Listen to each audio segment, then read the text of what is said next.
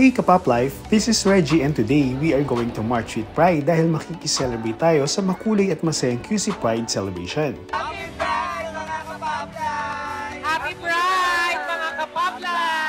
And for a first-timer like me, ano nga ba ang dapat i-expect sa isang Pride celebration? Marami. Super fun. Maraming mga events. Maraming mga tawanan sa parade. Ganon. Makakatagpo ka rin dito ng mga new friends. Actually, kung pupunta ka dito ng alone, uuwi ka na maraming friends. Kasi marami kang mamimit na iba't ibang tao. Hindi lang from the LGBTQIA, but pati yung mga straight people na sumusupport sa community. Kami rin mga bumisita from other cities mga provinces na pumunta rin sila dito talaga para ma-witness nila. Perfecto for everyone. Oh no! Ang weather yata ang hindi perfect.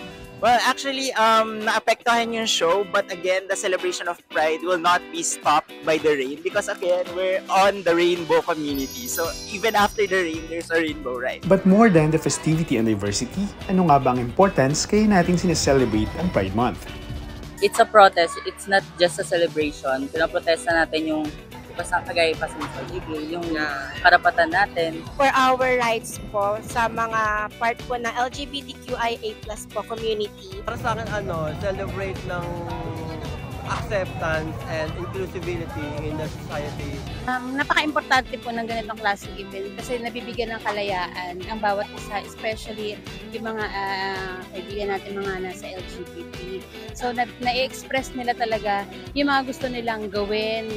Para sa akin, kailangan natin sila-celebrate yung Pride para ipakita sa mga tao yung individuality natin. Hindi lang ng mga gay people, but yung iba ring part na LGBTQIA. Pride Month or not, let's continue to spread respect and love not just to LGBTQIA+ community but to everyone.